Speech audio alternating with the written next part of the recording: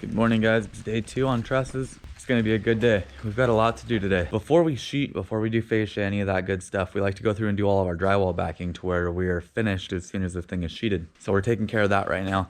Spots like this over here have to have A35s tying the truss down to the wall before, so Quentin's gonna hop on that. If you guys are new here, hit the subscribe button down below. I'm gonna grab some tools out of the trailer real quick, hop to it.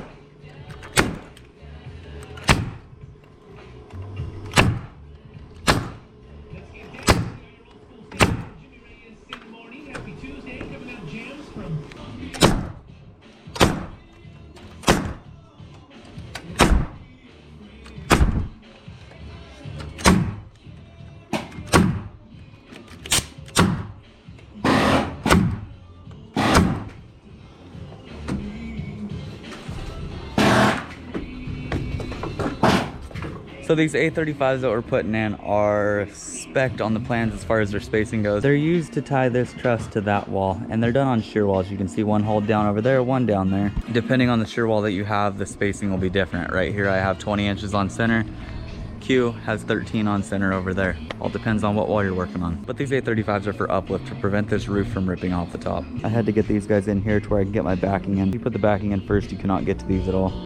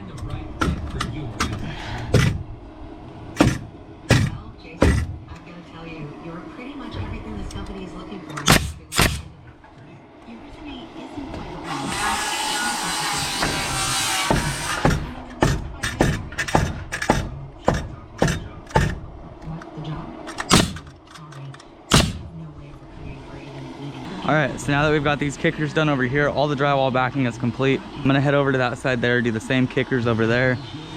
Drywall backing's already wrapped up. Kickers actually needed to go in first, but we'll survive.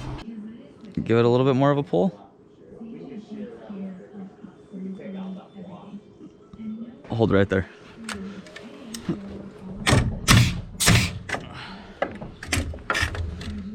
Yeah, I think you want to shear this.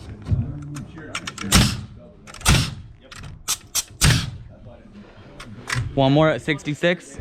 Got this side getting dialed in. Middle brace is done. This brace is done. I feel like that should have gone to the second bay, but they want third bay, so that's what they're getting. We'll do the same thing right over here. Thank you. I'm gonna need your saw up here for a sec.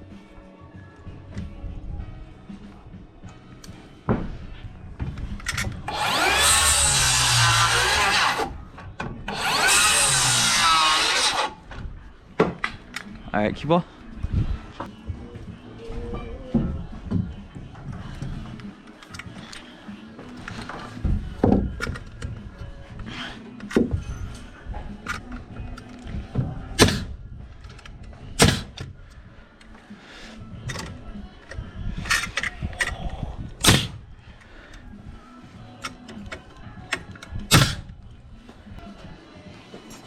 Beautiful.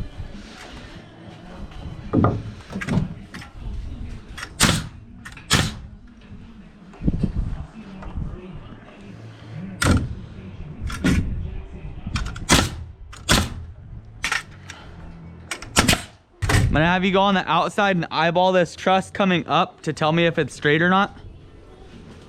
These guys that I'm on right here. Let off a little bit.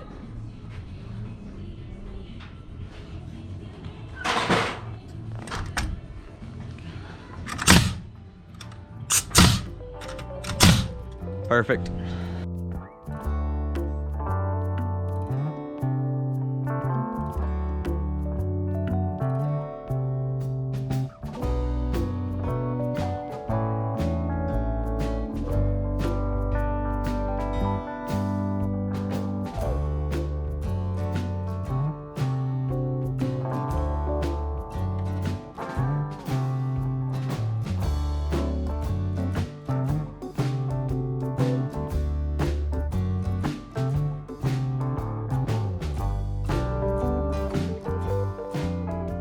So what you guys just saw me throw on is called a catwalk. It runs all the way through the center of the building.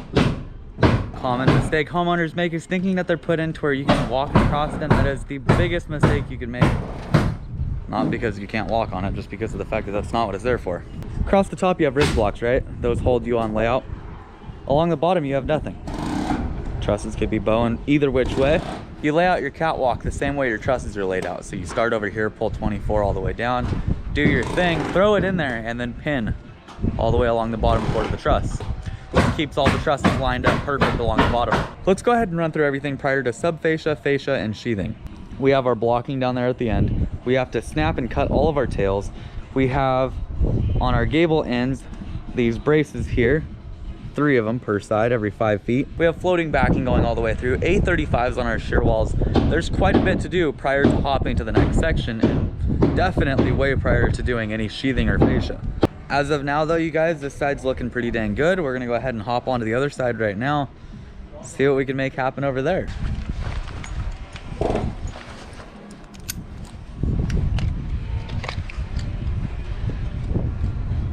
Here's a little pro tip for you guys. I've had a few different people ask me why we work with bags on when we're doing something that doesn't require it. When you get in the habit of wearing your bags, no matter what you're doing, you don't feel like you have them on, therefore it's not a burden. When you get comfortable working without your bags on, you're gonna take those things off any chance you get, therefore you're useless. Work with your bags on. In the framing world, if you don't have your bags on, you ain't getting paid. So the one last thing we have to do over here is shear this truss right here. Shear transfers all the way up to the top.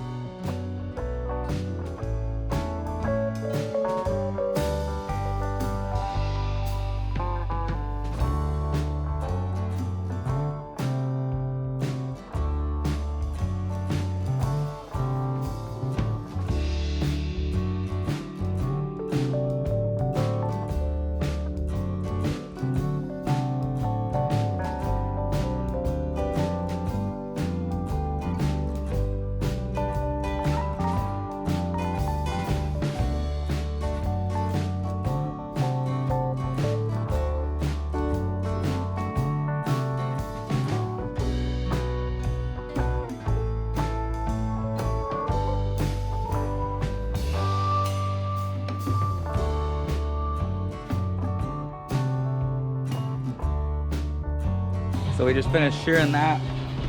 Got the rest of our ridge blocks in. It's time to hop to the other side and do the same exact thing over there. That side's gonna be a little bit easier. We don't have this little 30-degree kicked off garage, goofy little roof section. That'll go quick. Let's head on over.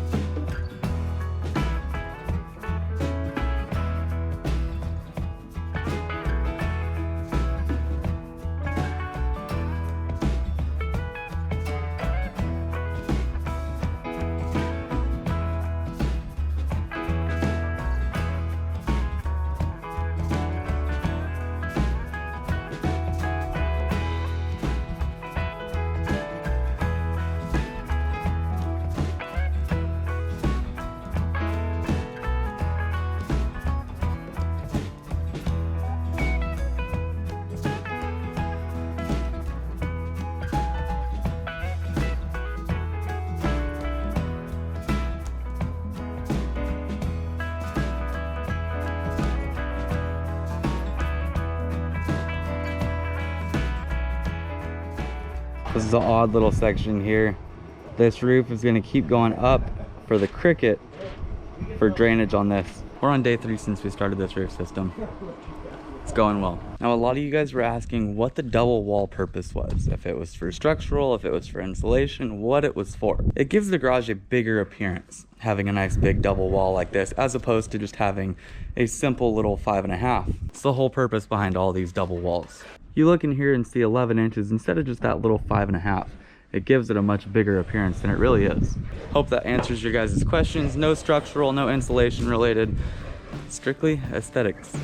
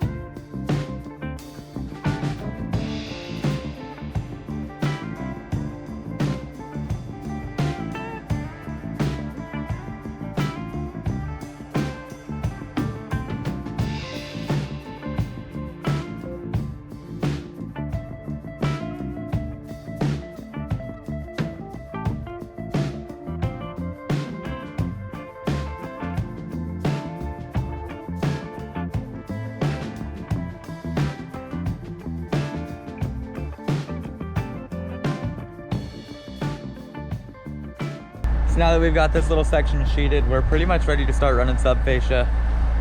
I mean, aside from the big section here, obviously. So we're gonna run our sub fascia from here, out and around, get this fasciaed, and sheet this out to where we have a little workstation for when we roll out this bigger section.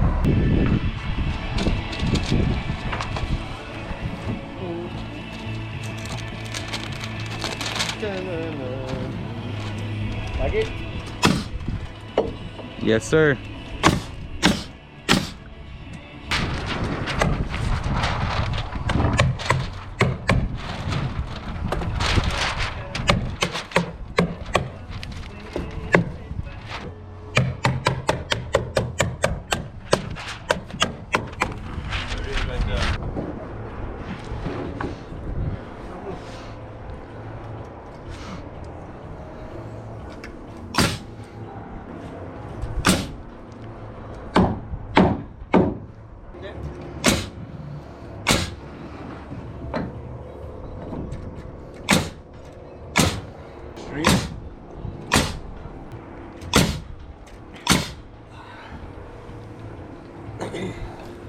Corona framers.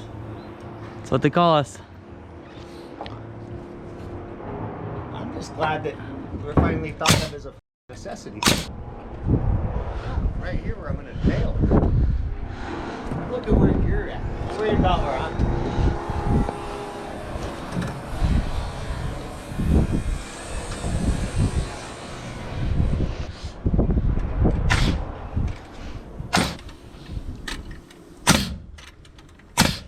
Shine, honey. Send it.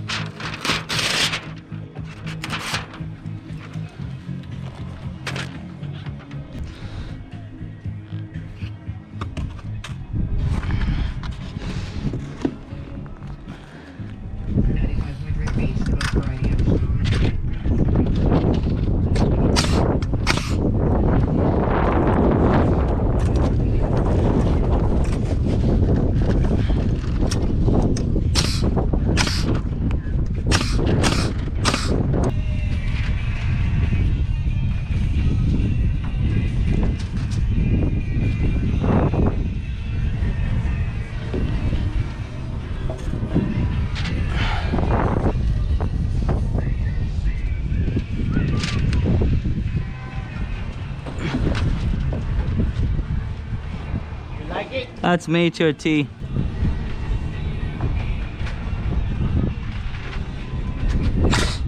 Got in there.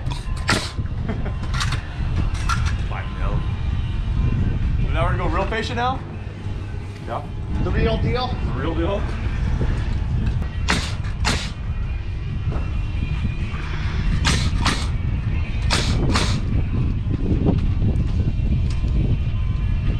Down a little bit.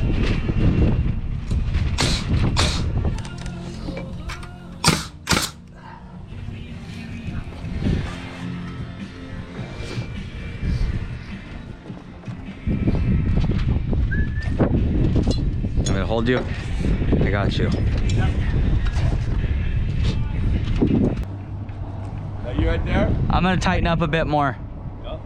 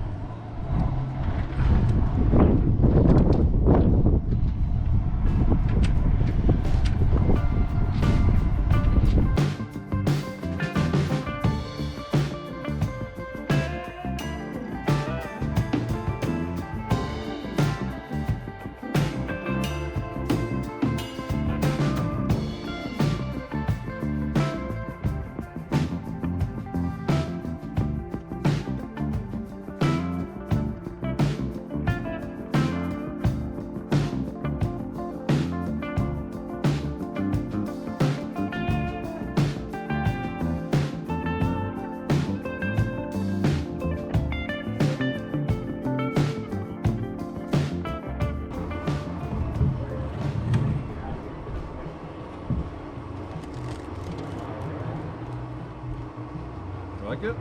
Yeah.